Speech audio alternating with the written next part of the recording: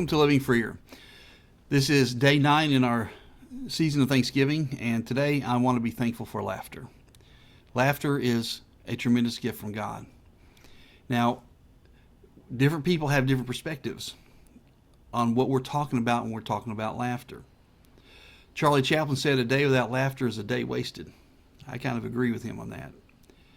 But then you got Robert Frost, who said humor is the most engaging cowardice. Sometimes we have perverted laughter and humor, just like we pervert everything else that God's made that is good. The good things that God creates, we just turn into something evil.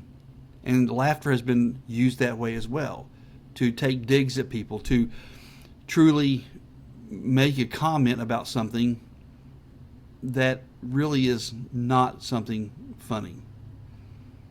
But when God talks about it as being something that is just a gift, something that should help us, encourage us, grow closer. Proverbs 17:22 says, a joyful heart is good medicine. A joyful heart is good medicine.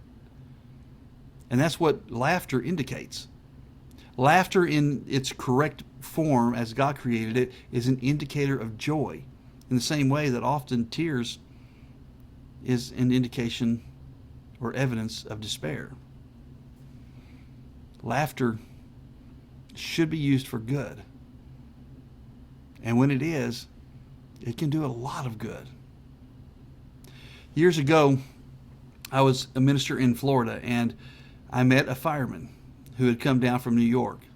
He was present during the events of 9/11 and lost most of his company. The remaining members of his unit would go in and work the rubble for weeks afterwards. When he came to our church, he didn't like talking about it, and I just was patient with him, and I waited, and we fished together. And one day he opened up about it, and he started explaining about how him and the remaining members of his unit would go work on the pile every day. And he said, and every so often they would take a break, because as we worked, dust would kind of fly up and would cover us. And you look across the rubble at each other, and the only thing you could see clearly was the glint of tears coming down, cutting through the dust on their cheeks. He said it was the most heart-wrenching and horrifying experience of his life. And he said he felt like he was going to be haunted by this for the duration of his life. But one day he was sitting in a circle taking a break with his friends, with his fellow workers, and as they were sitting around the remaining members of their unit, it was in complete silence. But then suddenly, one of the guys started laughing. I don't know why. He didn't know why. Nothing had been said, nothing had been done, but all of a sudden they just started laughing. And most onlookers would have thought it would have been inappropriate, but he said it was a release that we needed. He said, I had been praying, I had been reading scripture. He said, but it was at that moment when suddenly I felt like God had begun to heal my heart. Laughter doesn't minimize bad situations.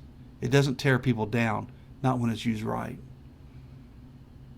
Laughter is a tool that we can use to build people up, to bring people joy, to make them gain perspective in bad circumstances.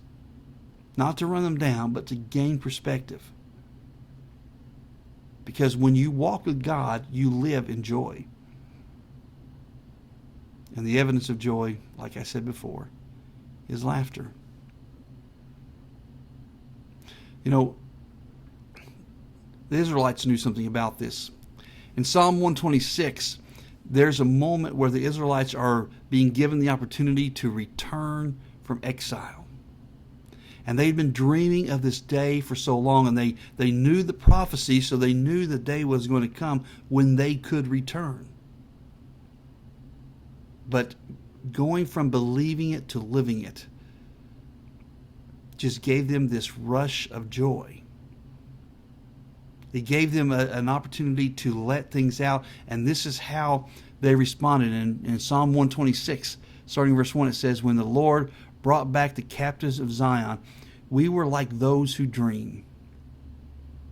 Then our mouth was filled with laughter, and our tongue with joyful shouting." The dreams had come real, had become true. They knew it was coming. They knew that God had promised it. But here it was. And laughter was once again heard. Sermon on the Mount talks about this too. In Luke 6:21 it says, "Blessed are you who are hungry now, for you will be satisfied. Blessed are you who weep now, for you will laugh." That promise has teeth to it, because where are we headed? As I read last week, Psalm 23, "For I shall dwell in the house of the Lord forever." Our ultimate destination is a place that's going to be filled with joy. There won't be any sorrow. And so guess what? There's going to be a lot of laughter.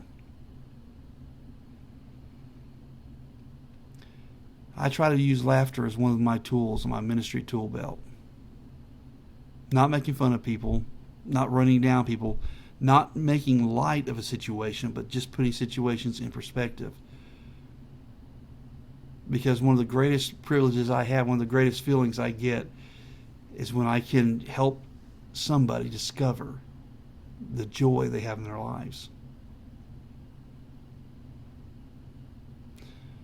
Laughter is a great tool. It can heal the heart. And so today, I'm thankful for laughter.